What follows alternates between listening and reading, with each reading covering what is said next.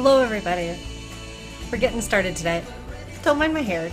My hair maybe indicates my, I don't know, my current mental state. A little frazzled. I feel like I've said that before. It's one of those days, I suppose. Getting comments set up here. Give me a moment. I am streaming live on Facebook and on YouTube today. Got my tech issues fixed on Facebook. So yay. Alright, and YouTube comments, here we go.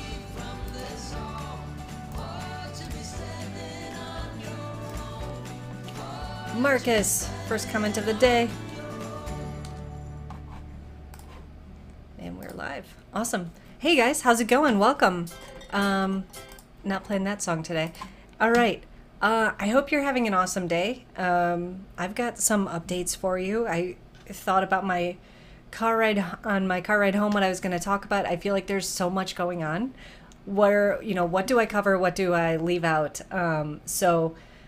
Yeah. Okay. So, let's start here. And hello, Elliot. It's nice to see you. Hi, Bert. Thanks for chiming in. I know that you are mobile, so thanks.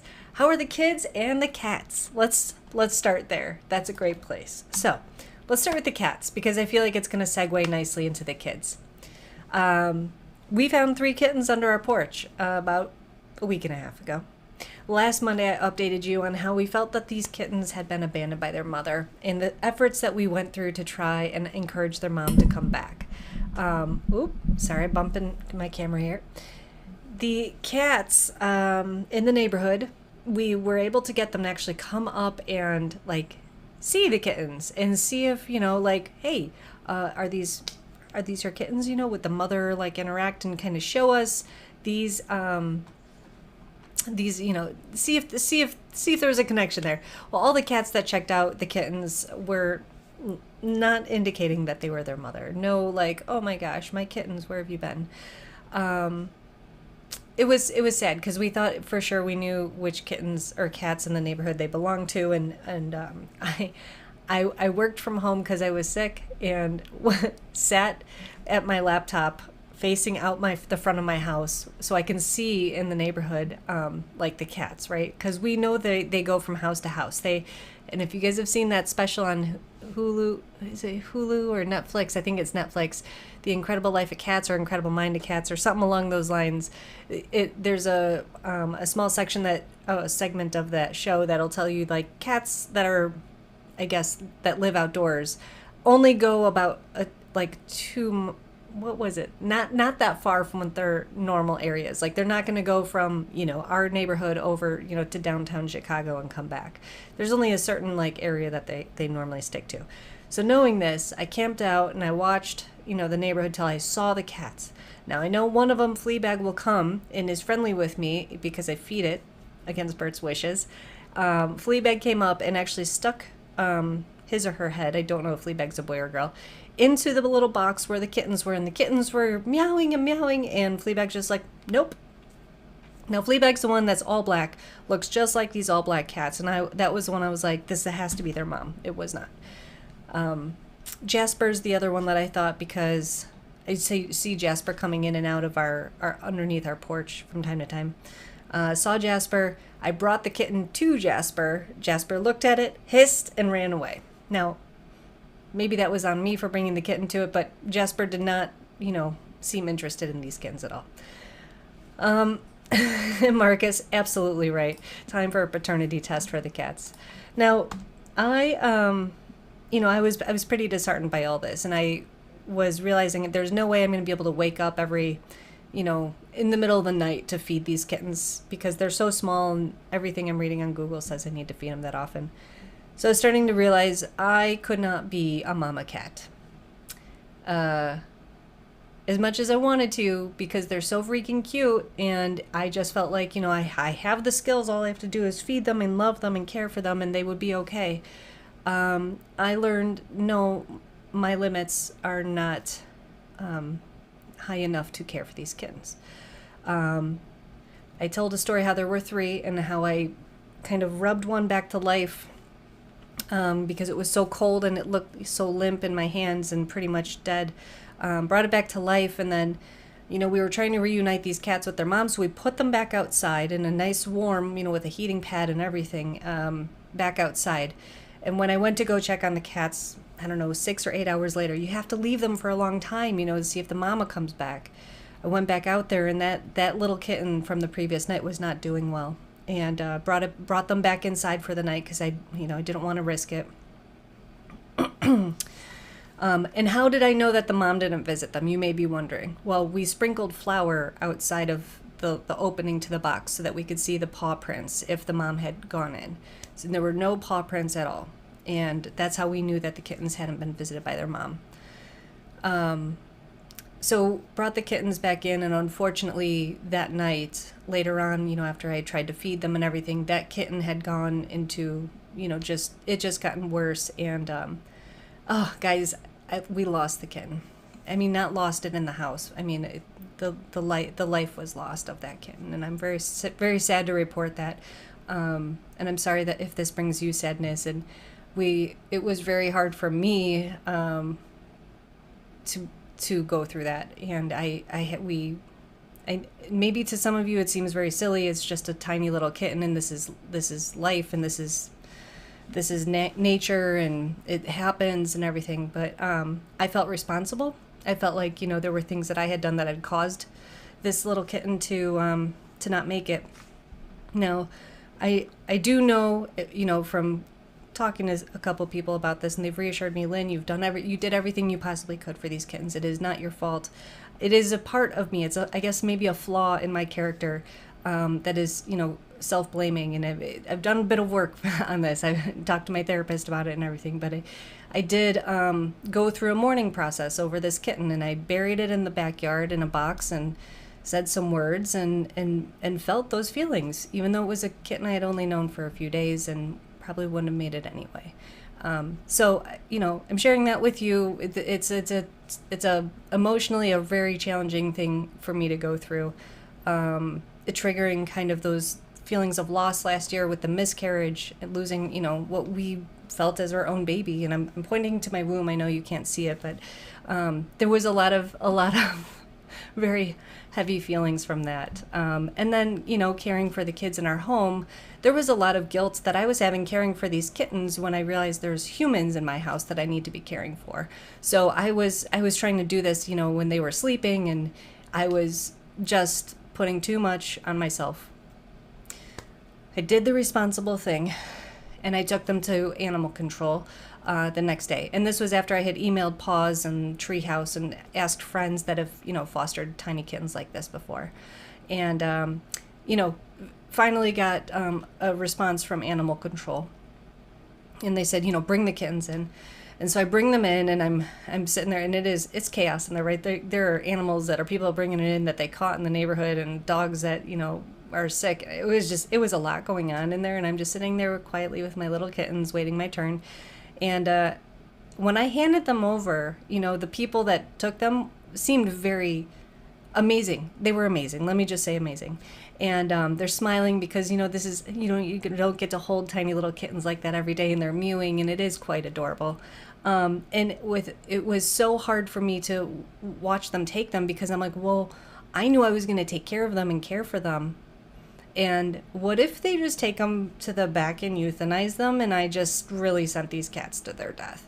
So I asked the woman who was taking them for me, like, please, would you mind? I know you're super busy, but would you send me an email and let me know if, you find someone that takes care of them? Because they don't take care of them there. They find other people to take care of them, people that are trained and know what they're doing, and not, amateurs that learn how to do it on Google. Anywho's, I didn't hear from them. Guys, you know how stressful that was? I kept refreshing my email, waiting for an update. That was last, I don't know, Bert, when did I do that? I don't know if you're still listening. Thursday or Friday I did that. Must have been Thursday. Didn't hear from them until this morning. I got that email that said, Lynn, good news. They are in the good hands of, and I can't remember the organization. It's one I hadn't heard of before. It was like a home something for cats or whatever. So they are being cared for, and it sounds like they made it. And so that's kind of the happy ending. But long story, right? But this totally ties into a lot of the emotions that we're having right now as foster parents, which is, it's been a month with these kids in our home. People are individuals are figuring each other out, learning the limits of other people, and attitudes are flaring, and that's, part of it is normal age related stuff, and other parts are behaviors that are just, from the life they've had so far. Bert and I have hit a limit with that attitude, and we've learned that's just not something that we can emotionally handle. And I'm saying this very, very bluntly. We had to have several talks, just the two of us, to say, like, how much longer, how much more can we take? What the heck do we do? And, is there somebody else that can do this better than us? Just like I knew there was someone else better that could care for these kittens. So I did the right thing and, made the call and brought them to who could do a better job than me. And it's a very hard thing to do as a foster parent, because we've gone through all this training, right? It's not like I taught myself how to be a foster parent on Google. We've gone through training. We're going through more training now. We are, we have life experience at being humans. But there are people that are actually more qualified, have special qualifications as foster parents, that have gone through more training, have had more experience as foster parents, have had their own teenagers. Yeah, those are qualifications we can't match right now. And so we sat down with one of our foster kids and said, are you happy here? We want you to be happy. We care for you. What can we do? And he wants to go home. And we said, well, you can't go home. Is there somewhere else that you'd rather go? Other than here, do you want to stay here? And he said, I don't want to be here. And honestly, it was a relief to hear that, because Bert and I we didn't know what we didn't know. We don't want to be the ones to disrupt, and that's what happens with foster families sometimes, is you have to disrupt. And so to hear that he also was, wanting that disruption to happen, it was a relief. So we reached out to our caseworker today, and luckily there's somebody else that was kind of already lined up specifically for him anyway. So this was kind of everyone wins, it's a natural progression. Nobody did anything wrong. And we feel today relieved, a relief like I got when I found out that the kittens were in good hands. It is very humbling to find out that we don't have a tolerance for anything, or for everything. I don't know everything. And, we're learning, what to ask for next time, the next time for placements. Even though we kind of asked these questions and felt like maybe we were a little misled, or maybe we didn't have all the information. But now we know that there's just certain things that we're not quite qualified for yet.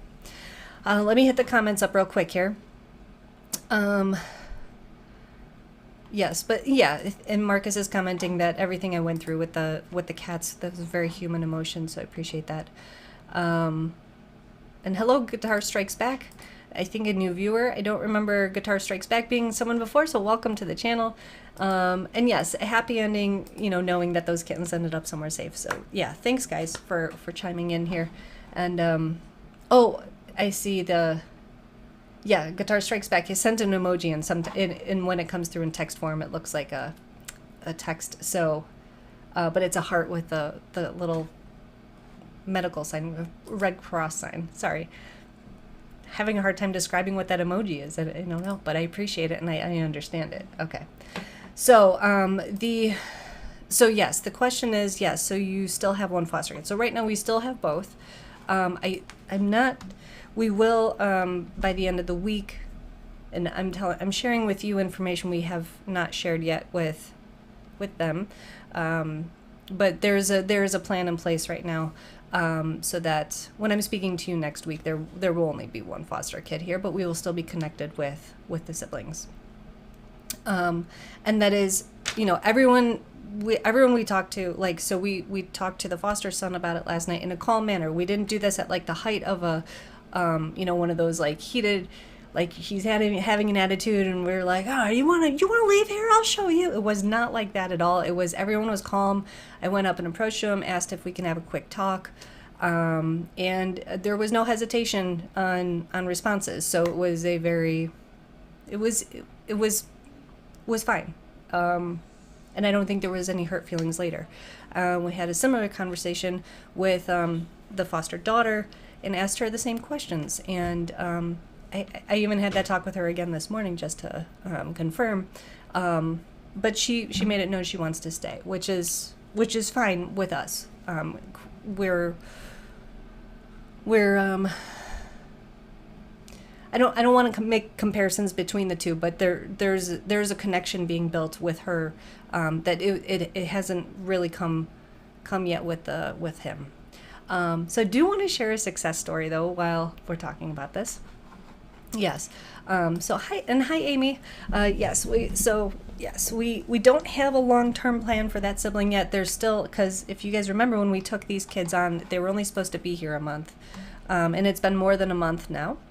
And we don't know the plan, but the caseworker has been very communicative with us as far as updates go, which is good. And then also over the weekend, I talked to their mom, which was kind of a new thing. I'm trying to fix my bangs here, which we had some text communication before, but this was the first time we actually had a phone call. And I was able to share, how the kids are doing, and she asked some questions and had made some suggestions for foods that they like. And it was a very feel-good conversation. And then I said, well, would you like to talk to them? And she talked to the daughter, and then she had to go. She got another call, so she didn't get to talk to the son. But from what it sounds like, they've actually been chatting through social media anyway, which is it's nice to know that there's already connection there, and they're able to talk to their mom, which is totally fine. So I'm happy that call happened. I think I mentioned so. I don't know actually if I mentioned this at all, but I want to do a little brag here, a little happy moment, happy dance. She needed her hair done, the foster daughter, and I watched several YouTube videos and learned how to braid hair. And I'm not talking like a French braid, but like putting braids in. And I ordered the supplies with her, and then I did the braids. And so the agreement was, because it takes a while. Hey. Oh, thank you very much. I appreciate it. You're welcome. Bye.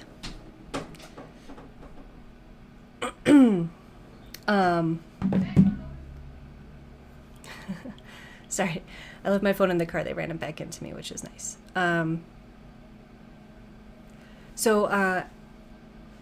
Sorry, I got a little off track there. And anyway, so the plan was, because it takes several hours to do the hair, the plan was that she didn't have school Friday, so we started Thursday night, and then she would finish on Friday. So I started braiding her hair, and she goes, "Can you finish?" Because she liked it. Guys, I can't tell you how big of a compliment that was, and how good it felt for her to ask me to finish the job.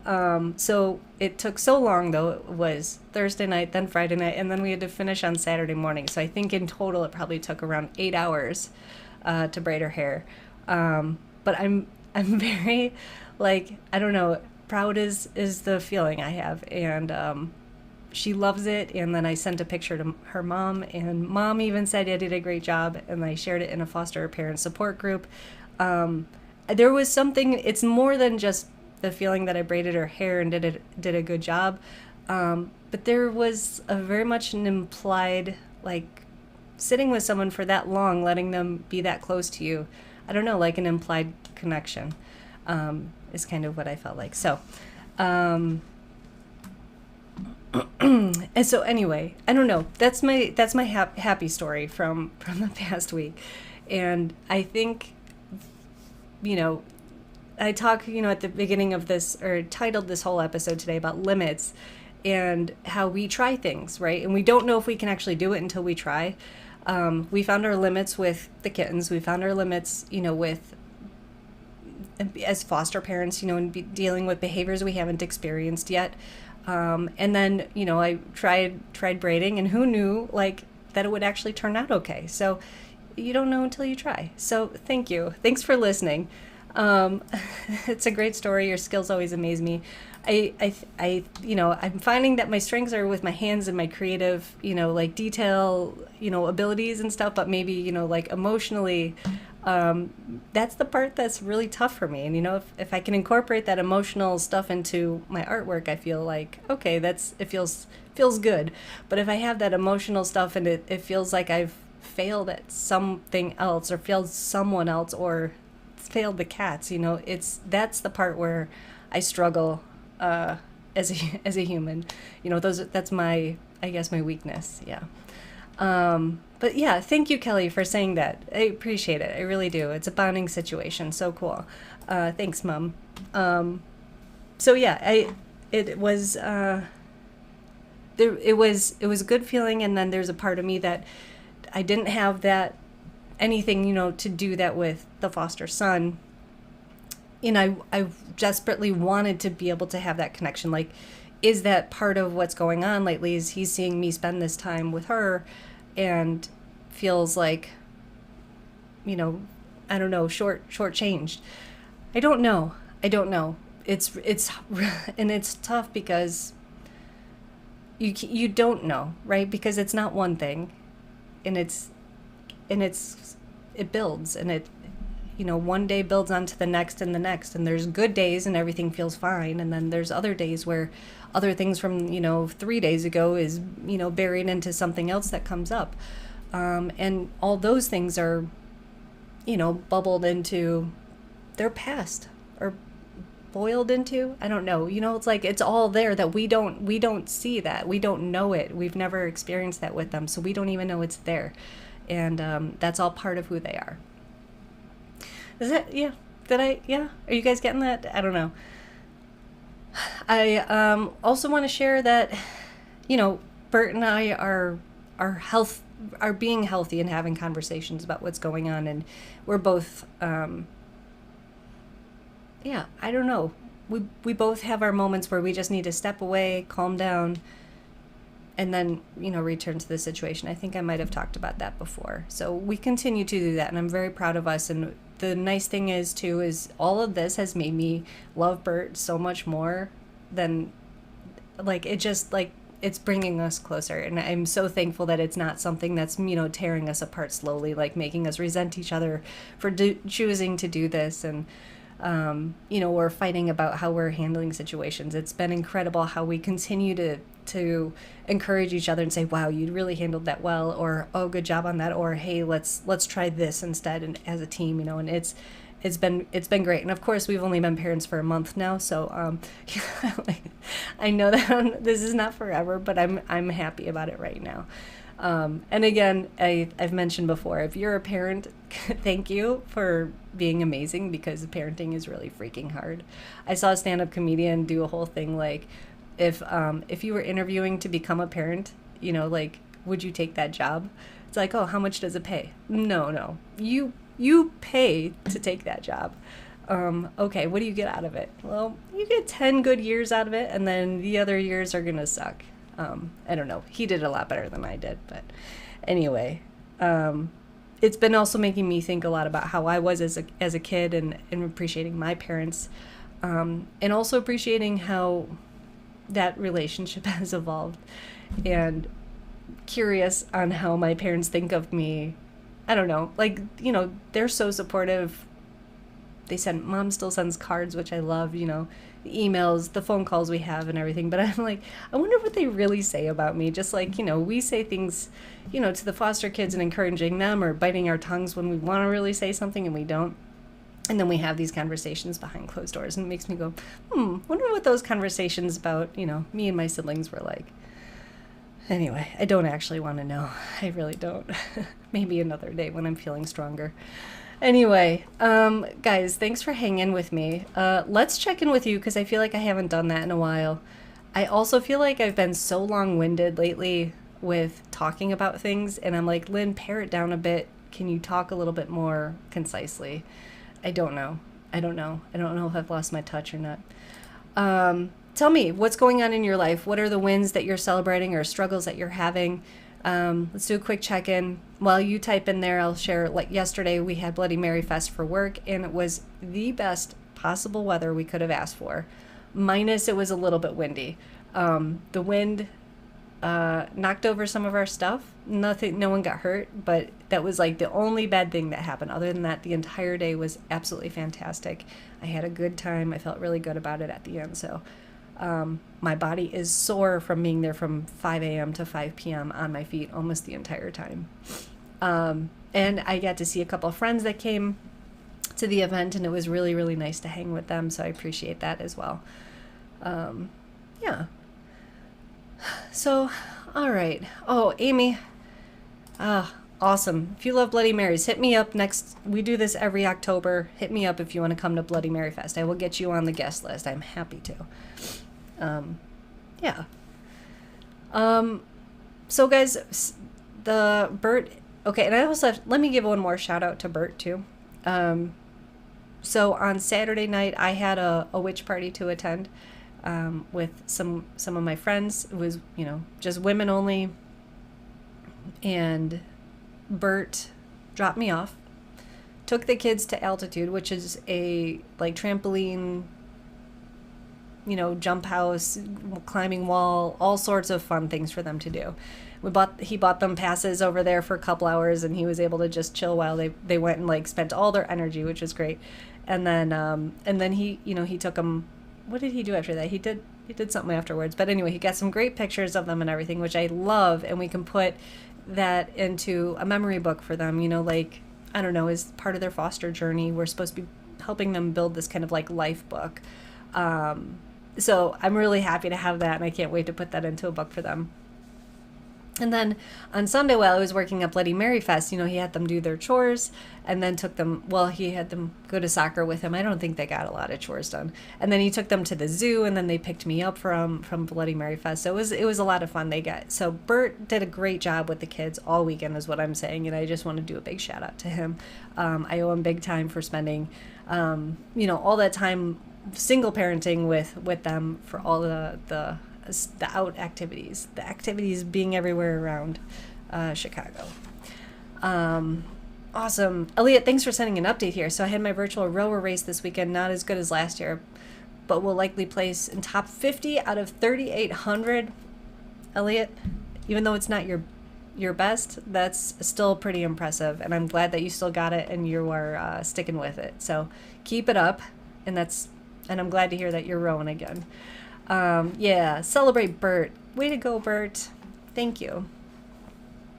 Oh, yeah. It was such nice weather in the area. My dad took advantage of the good weather to put away all the summer stuff. The yard and the patio look so empty. Oh, I know. I have some stuff in my garden still I haven't torn out, and I'm like, maybe I'll get a couple more tomatoes out of there. I don't know. It's supposed to get pretty cold this week, and it's supposed to be really rainy tomorrow. I know. I need to turn the garden in for the year. And then there's some projects that I didn't get. I'll have to, put those off till next year. Like I wanted to repaint the porch steps and everything and never got to. Always things to do. Bert's off with the kids at Teen Club, which means I have a couple, let's see, I have, an hour and a half to myself, which I'm not sure what I'm going to do. Maybe have some dinner. Might go for a bike ride just for fun. Get some energy out. Ooh, okay. So my husband saw some small research that red wine can help with fertility, and we don't drink, so it's definitely different and doesn't taste great.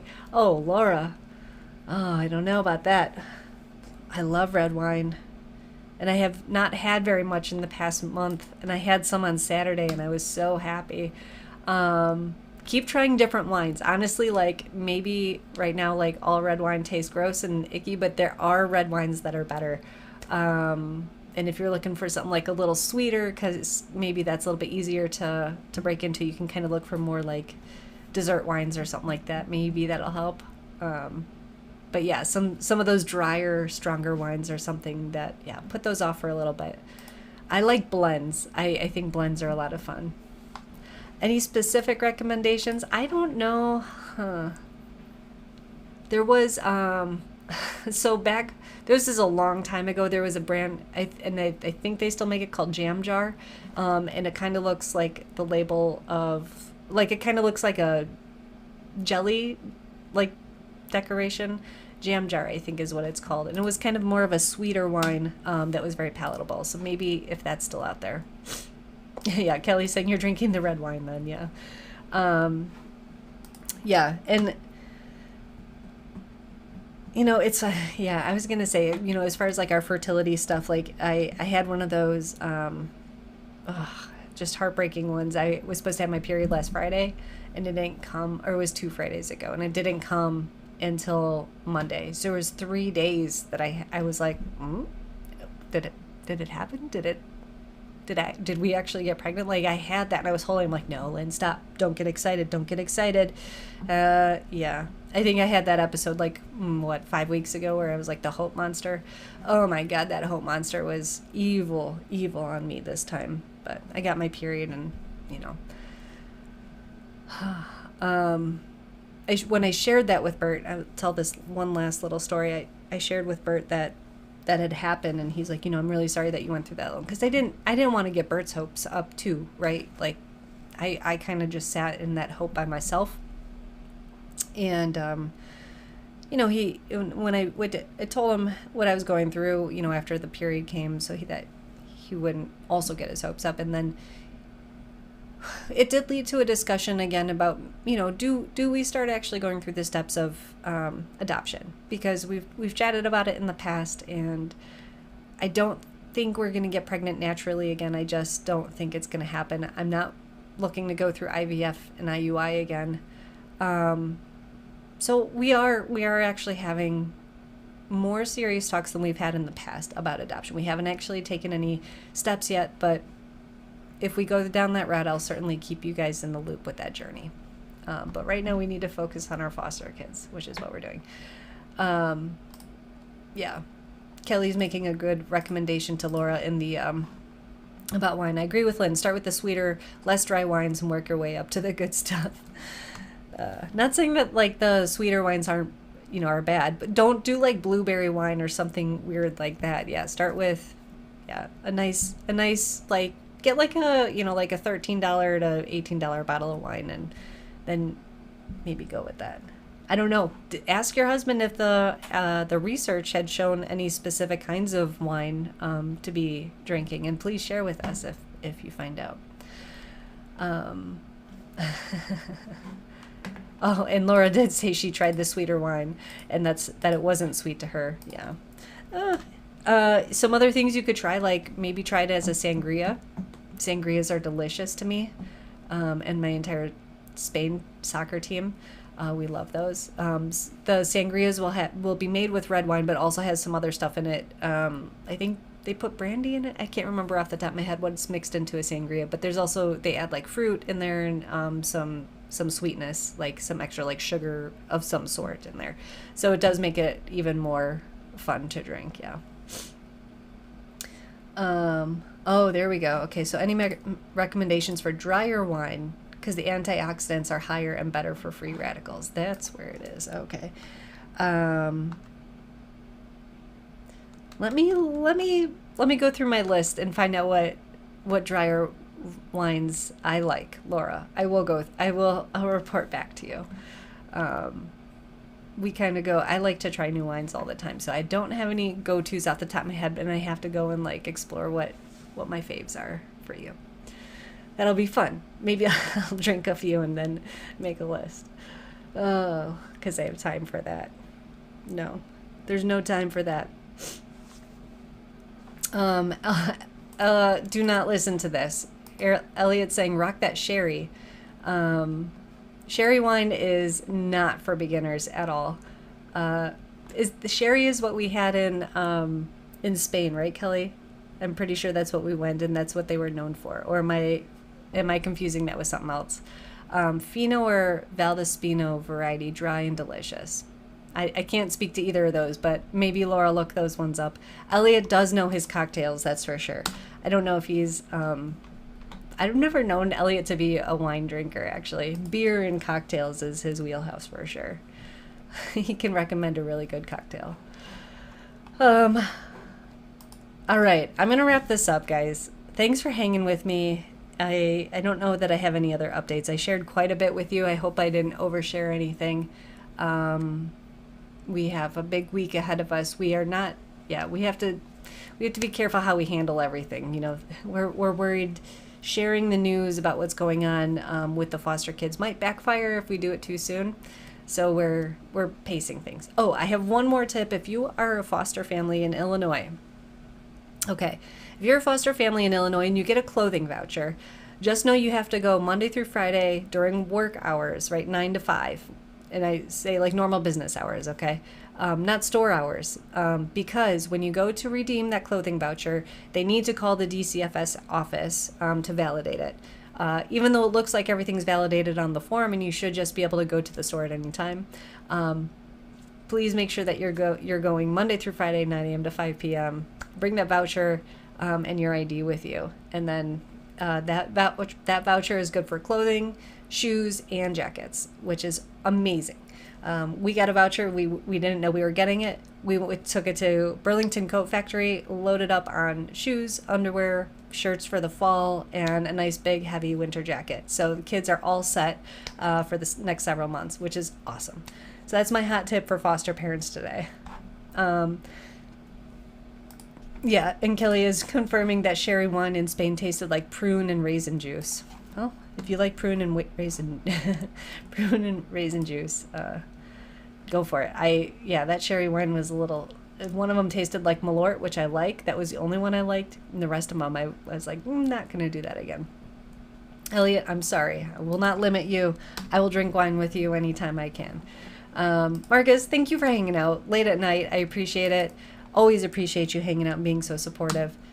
Everybody, thank you. Have a great week. Thanks for listening to all my stories, being so supportive in what we're going through. And I support you and hope that you continue to work at whatever you're working on in a productive way. I don't know. Trying to wrap this up nice. Yeah. So until next week, and we'll give you guys a big update on Monday and let you know how things are going. Have a great week, and I'll see you then. Bye.